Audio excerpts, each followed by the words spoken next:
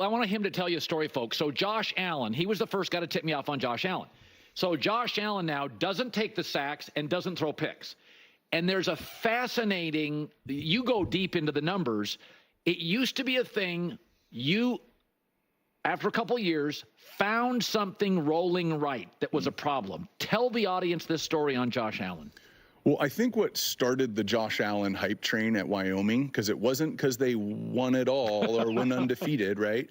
It was a play he made versus Boise State. He's rolling right, and he threw it about 45 yards, back corner of the end zone, and it was one of those, well, I don't know anybody who can make that throw type of throws. And then I think he was on Sports Illustrated, and they were maybe going to have gamed, and it just kind of started to happen, right? The hype train, whatever that means, started to roll.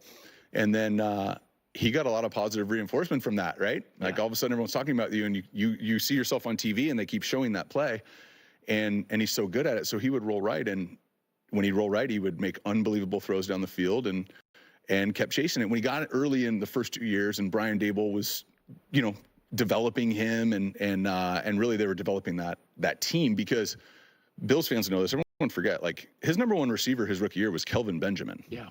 Like, this is not, he didn't step into some perfect situation. But really through the first 2 years, I think he was high 50s completion percentage. Yeah. And when he would roll right, and at the time, I think I wrote it all down, but it was, rolling right. You've got this many, 10 touchdowns, 15 unbelievable throws, 13 picks, and a bunch of hits. A bunch of you getting pushed or getting tackled and landing on your right shoulder, and you only get so many of those. That's right. You hear that? So he kept falling on his right shoulder. You discovered that, and then it needs to become an asset because you have the highest level. Now what's happened to him? Well, I think now teams are sitting here going, we can't let him roll right because he's not turning it over. He's not taking unnecessary hits, and I think he's one of the most dynamic runners, not at the quarterback position, in the league. So I've never heard anybody even discuss this. You just didn't like him falling on his right shoulder because your belief, and it's true, is your body gives you about 300 of those, and then it regresses. Availability. It's the whole like, what's your best ability conversation. Well, availability is. Okay, I want to talk about another NFL quarterback. It just goes to show you how important coaching is. Not even just from a game management, game planning, play calling standpoint, but from also just actually being developed. There's a reason why someone like an Andy Reid, who's worked with so many different quarterbacks, is called like a quarterback whisperer. And again, it's not just his brilliant play design and play calling. It's a coach's ability to fundamentally understand what is needed from a quarterback and how to evaluate an individual quarterback and assess their strengths and weaknesses. What strengths are maybe truly their strengths, but still need to be tweaked and moved and manipulated. Their weaknesses that, again, either need to be developed and have the floor risen, or, you know what, we're going to need to develop another aspect now to kind of balance this out. It's such a complicated beast, a truly complicated beast. And it is just wild. I mean, it really is wild when you think about these quarterbacks and when they enter the NFL and how special they can be, but how much of a runway there really is for them to continue to evolve and grow. And what's fascinating to me is these guys will enter the league 22, 23, whatever the final number is for them. And so many fans just expect them to be great out of college. Or that it's not going to, or just one rookie year, and that's it. Well, you were a rookie. Like, we think that, like, it's only okay to struggle or learn to grow or evolve. When you're a rookie, and outside of that, it's, well, you're no longer a rookie. It's no longer his rookie year, and it's like, this stuff takes time.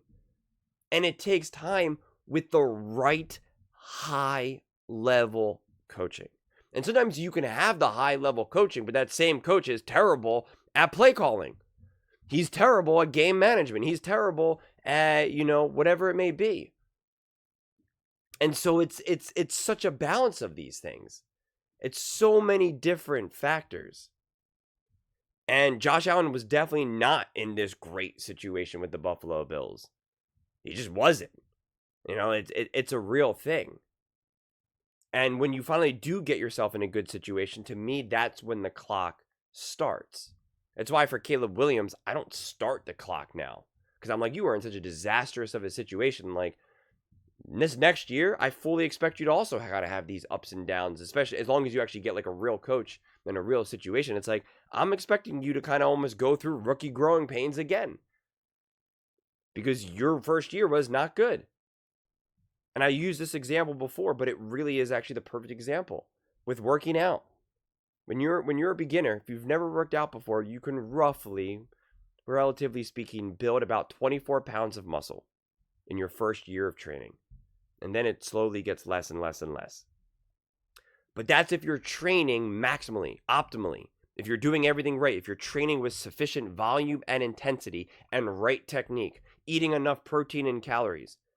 If you're not eating enough protein, if you're not working out with sufficient, volume and intensity and frequency, you could be, just lifting 5-pound dumbbells and doing whatever.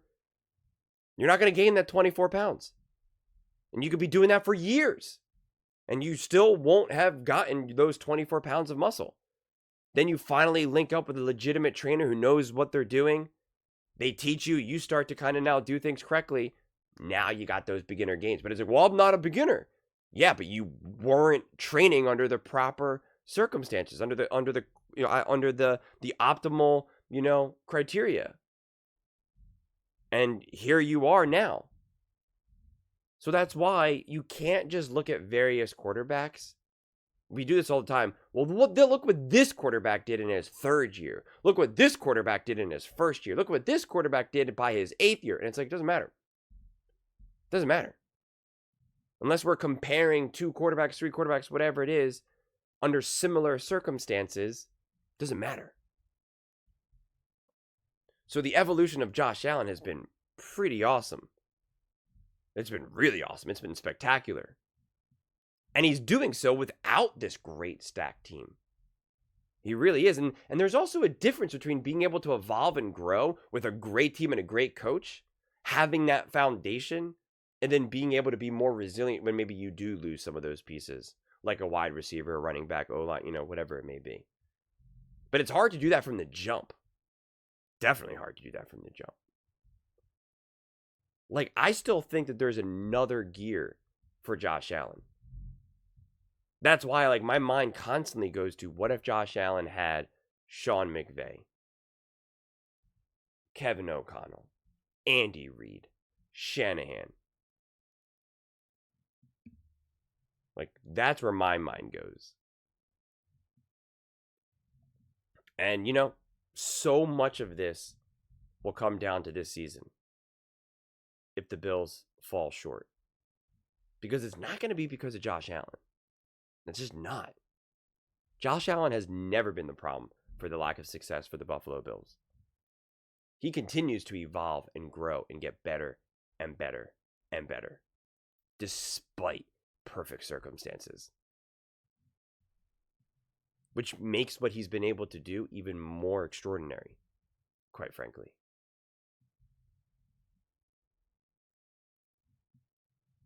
Someone said in the comment section that if the Buffalo Bills go home early, they'll make a play for Ben Johnson. And I don't know if they would. I found that interesting. But I do think they're at the point where it's like, it's time to start winning. It's time to start winning. You're not playing for second or third anymore. You have 2 amazing and extraordinary of a quarterback to come up short anymore. It's just like it's not allowed. It's not allowed. It's not allowed. Too elite, too special. But those are just my thoughts. I'd absolutely love to hear yours. What do you guys all think about Josh Allen, how he's taken his game to new heights, and what the potential is for the Buffalo Bills going into the playoffs? Let me know in the comments below. I read every single comment, so whether you agree with me or disagree with me, either way, let's get in some discussions. Let's get in some fights. But ultimately, let's just have some fun. And please do consider subscribing. We're building an amazing community here, and I absolutely love to see you part of it. I want to build something that we all genuinely feel connected to, something that we're really excited to be part of. I think we're well on our way to doing it. And please don't forget to give this video a thumbs up, as it really does help with the visibility and the algorithm. Thank you so much. See you next time.